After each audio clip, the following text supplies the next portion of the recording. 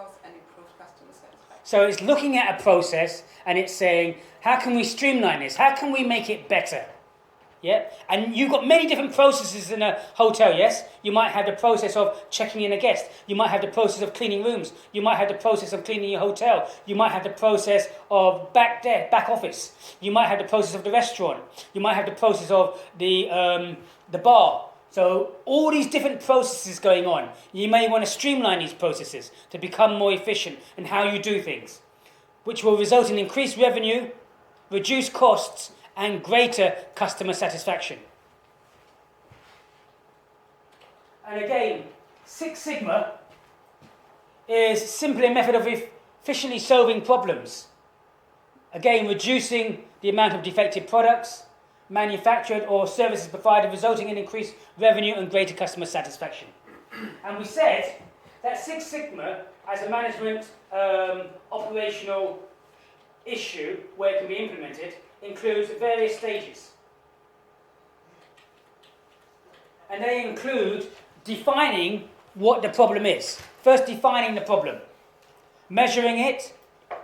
When we say measure it, map out every single stage of the process in that given area where there's an issue, a problem, or I would even say an opportunity.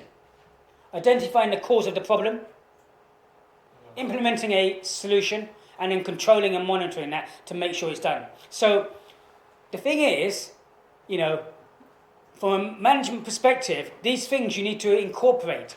How bigger hotels incorporating these systems, processes, and practices from industry. Is it easy to implement this type of things for a small business? Yeah. It can be if you've got the time. The main question for a micro business with a few people is, do you have the time to step back? Do you have the time to think about this? And then do you have the time to implement this? That's the only question for a micro or small business that you may ask yourself. But for larger or medium and larger organisations, predominantly they have the time to do these things because the staff have got more time because they've got more staff, because they've got more profit, yes? So here we can see, in answering the question, industries, hotels, restaurants becoming more efficient and effective in terms of implementing various operational systems. Operational systems in terms of Six Sigma and Lean. And even, what about from a managerial perspective? Let's go back to the question. How do these affect the managerial side? How do some of these issues affect the managerial side? What are some of the issues again? Labour, someone mentioned. So, good. So, the thing is as well, as a manager, you have to say to yourself, what staff do I want? Yeah? And when you're hiring this staff, you have to ask the question, what? What's the first thing you need to ask? Right to work in the... Do they have the right to work in your hotel? Because, again, from a legal perspective, in terms of working, you either need to be a registered EU citizen or a British citizen. Or to have the status where you can actually work in the UK. If you don't have the status to work in the UK, and Customs and Excise find out about it, how much can you be fined per person? Minimum of £5,000 per person you can be fined. Okay? And it can increase as well. And what documentation do you need from a managerial perspective when you're hiring these people to make sure that you have? The passports, national insurance numbers, and where they live, and bank account details. So again, as from a managerial perspective, you need to have this information.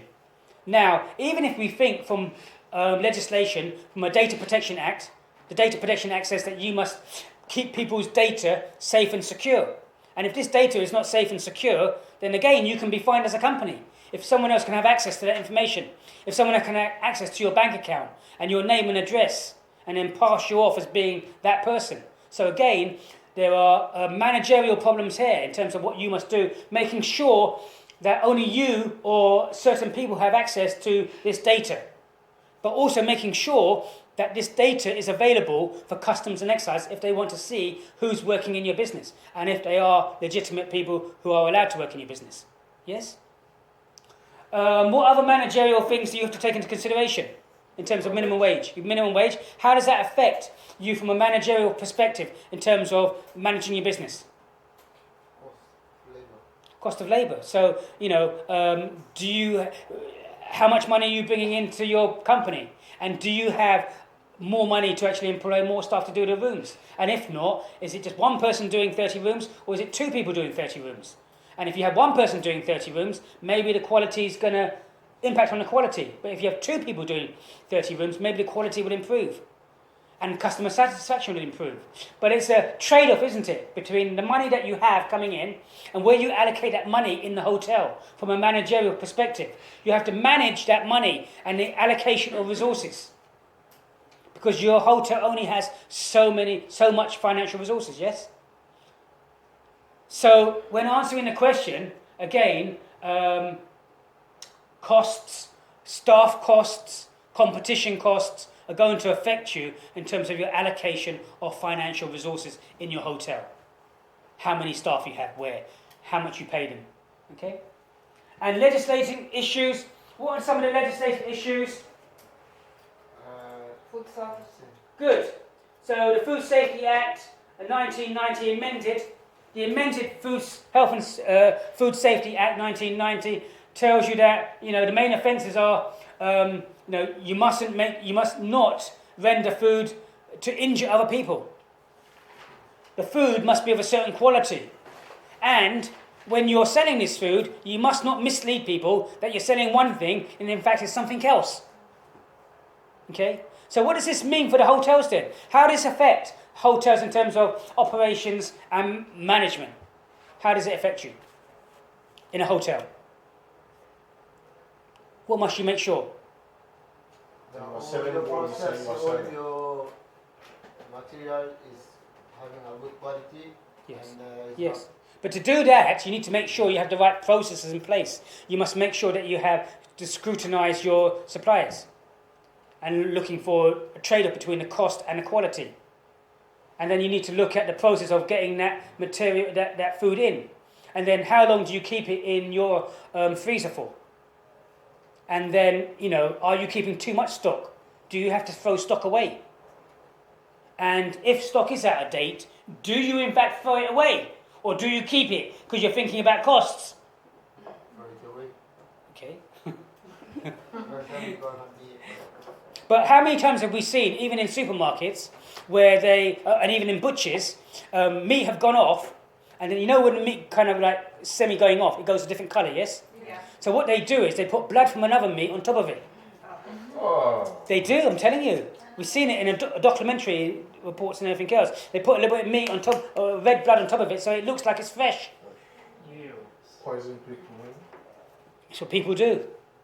So, the quality of your food with cost, and then looking at how long you keep it there for, and then looking at how you cook it. Is it refrigerated? Is it refrigerated to the right temperature?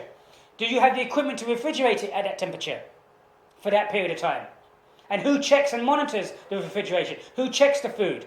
What type of stock system do you have for stock going in? Is it LIFO, first in, first out, or FIFO, first in, last out? Do you understand? What type of stock system do you have in place? These are the managerial operations and the processes and how the management manage this whole thing. Because it needs to be managed, doesn't it? And you have to know what you're doing. You can't just go in and just do it. Yeah? So, let's go back to the question. So, when we're looking at this question, you need to firstly start off by talking about the issues that's affecting the hospitality industry. And then after you've done that, I want you to mention some operational and managerial decisions that could be affected by these. Operations in terms of Six Sigma and Lean.